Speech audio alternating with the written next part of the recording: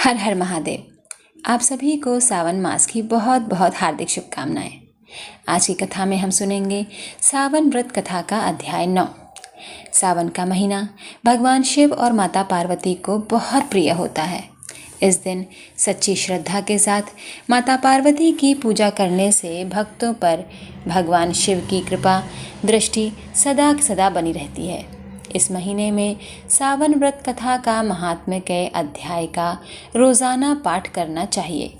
सावन में भगवान भोलेनाथ कहते हैं, हे सनत कुमार, इसके बाद अब मैं तुम्हें शुक्रवार व्रत का आख्यान कहूँगा, जिसे सुनकर मनुष्य संपूर्ण आपदा से मुक्त हो जाता है। लोग इससे संबंधित एक प्राचीन इतिहास का वर्णन करते हैं।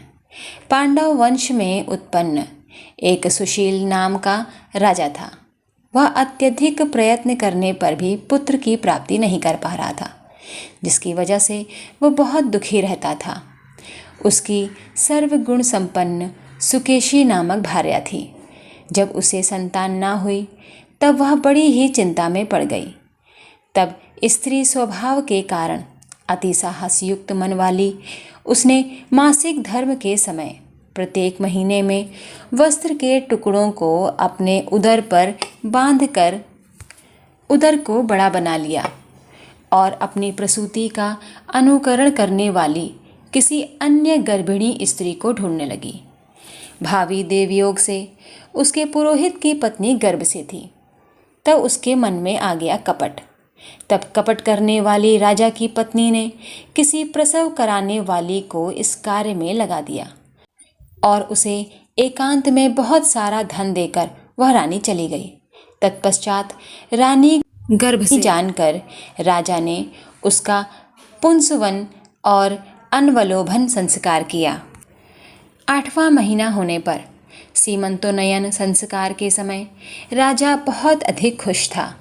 इसके बाद उस पुरोहित पत्नी का प्रसव काल सुनकर वह रानी भी उसी के समान सभी प्रसव संबंधी चेष्टाएं करने लगी।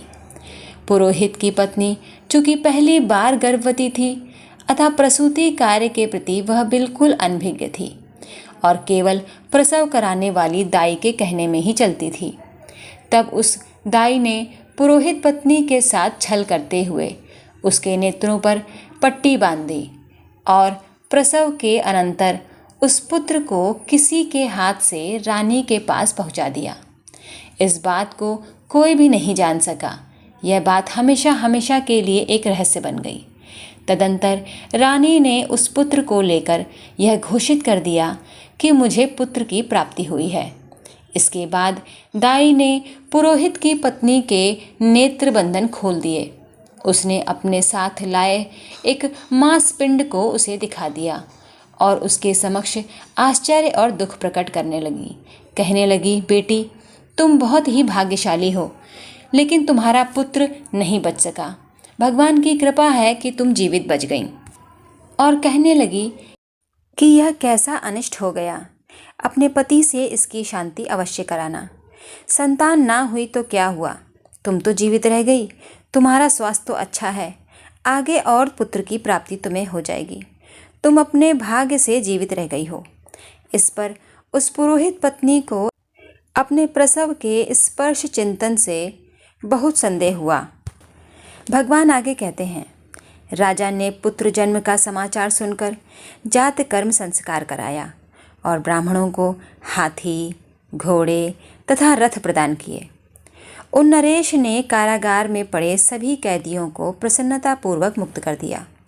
तत्पश्चात राजा ने सूतक के अंत में नामकर्म तथा अन्य सभी संस्कार किए।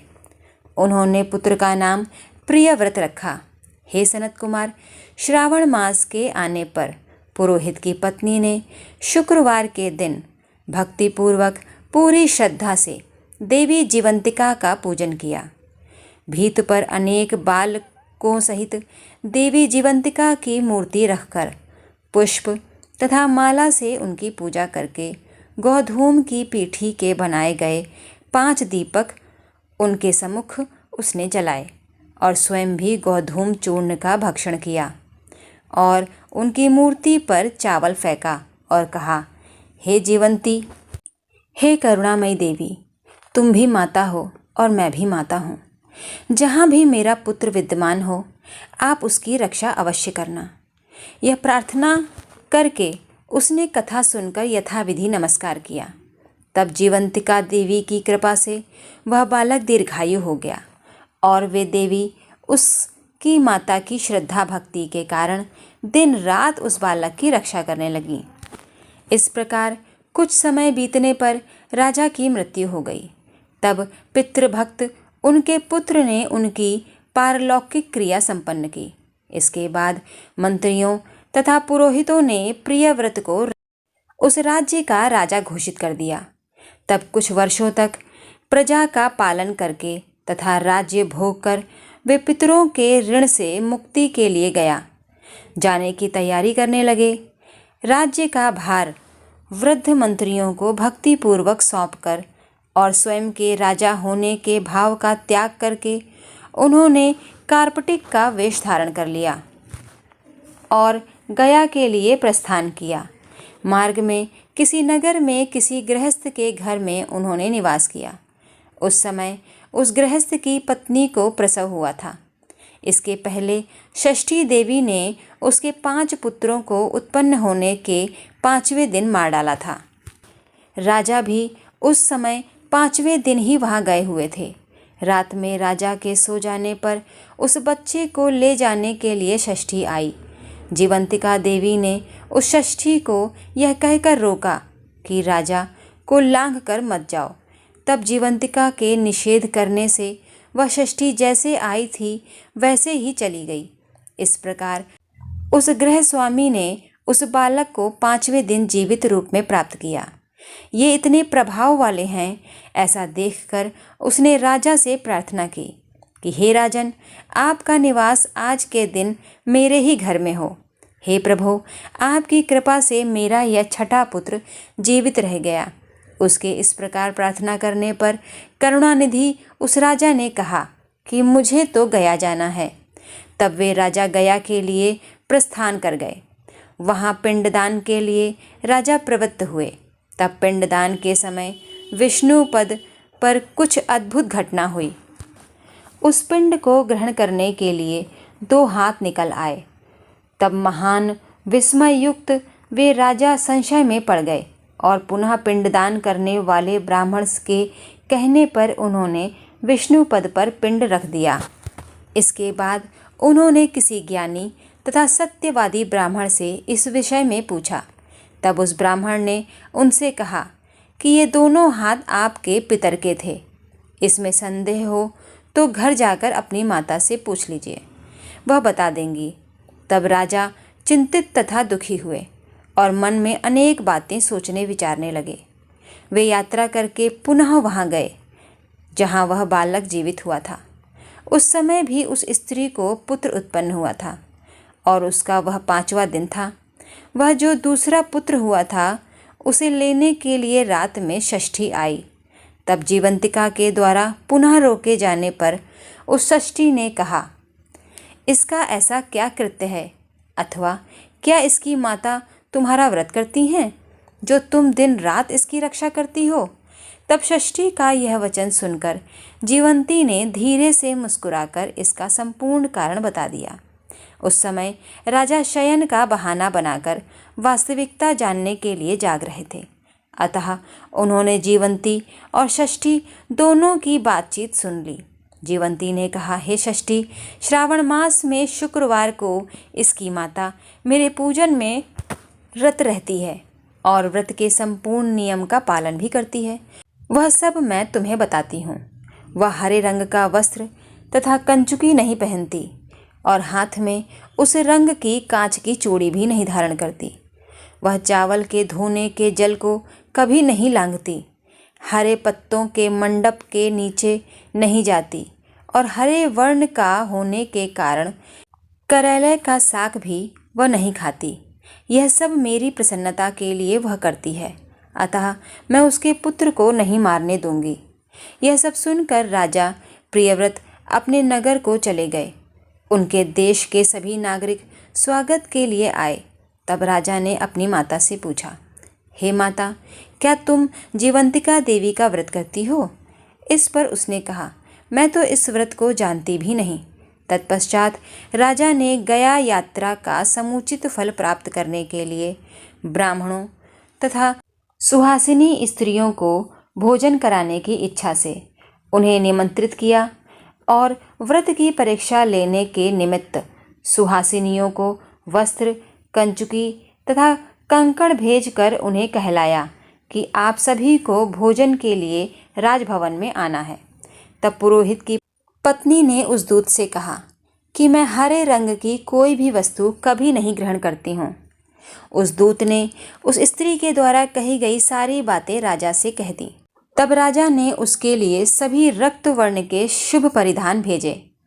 वह सब धारण करके वह पुरोहित पत्नी भी राजभवन में आई। राजभवन के पूर्वी द्वार पर चावलों के धोने का जल पड़ा देखकर वह वहाँ हरे रंग का मंडप देखकर वह दूसरे द्वार से गई। तब राजा ने पुरोहित की पत्नी को प्रणाम करके इस नियम का संपूर्ण कारण पूछा। इस पर उसने इसका हेतु शुक्रवार का व्रत बताया। उस प्रिय व्रत को देखकर उसके दोनों स्तनों में से बहुत दूध निकलने लगा। दोनों वक्ष स्थलों ने उस राजा को दुग्ध की धाराओं से पूर्ण रूप से सिंचित कर दिया।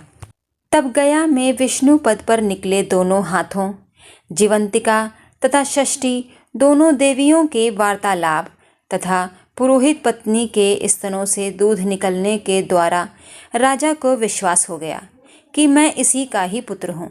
तदंतर पालन पोषण करने वाली माता के पास जाकर विनम्रता पूर्वक उन्होंने कहा, हे माता, डरो मत, मेरे जन्म का वृतांत सत्य सत्य बता दो। यह सुनकर सुंदर केशों वाली रानी ने सब कुछ सच सच बता दिया। तब प्रसन्न होकर उन्होंने जन्म देने वाली अपने माता पिता को नमस्कार किया और उन्हें संपत्ति से वृद्धि को प्राप्त कराया। वे दोनों भी परम आनंदित हुए। एक दिन राजा प्रियव्रत ने रात में देवी जीवंती से प्रार्थना की कि हे जीवंती, मेरे पिता तो ये हैं, तो फिर गया में वे दोनों हाथ कैसे निकल आए थे? तब देवी ने स्वप्न में आकर संशय का नाश करने वाला वाक्य कहा, हे प्रियव्रत, मैंने तुम्हें विश्वास दिलाने के लिए ही यह माया की थी, इसमें संदेह नहीं है। हे सनत कुमार, यह सब मैंने आपको बता दिया। श्रावण मास में शुक्रवार के दिन इस व्रत का अनुष्ठान करके मनुष्य सभी मनोरथों को प्राप्त कर लेता है। तो इस प्रकार श्रावण मास की कथा का 9वां अध्याय यहीं पर समाप्त होता है। मैं ईश्वर से कामना करती हूँ कि कोई भी स्त्री, चाहे वह यह व्रत कर सके या ना कर सके, उसके पुत्रों की रक्षा देवी जीवंतिका हमेशा करें। यदि आप भक्तों को यह कथा अच्छी लगी हो तो कमेंट करके मुझे ज़रूर बताएं। मेरी वीडियो को लाइक करें, शेयर करें, मेरे चैनल को ज़रूर सब्सक्राइब करें। कमेंट में हर हर महादेव लिखना कभी मत भूलिएगा। तब तक के लिए हर हर महादेव।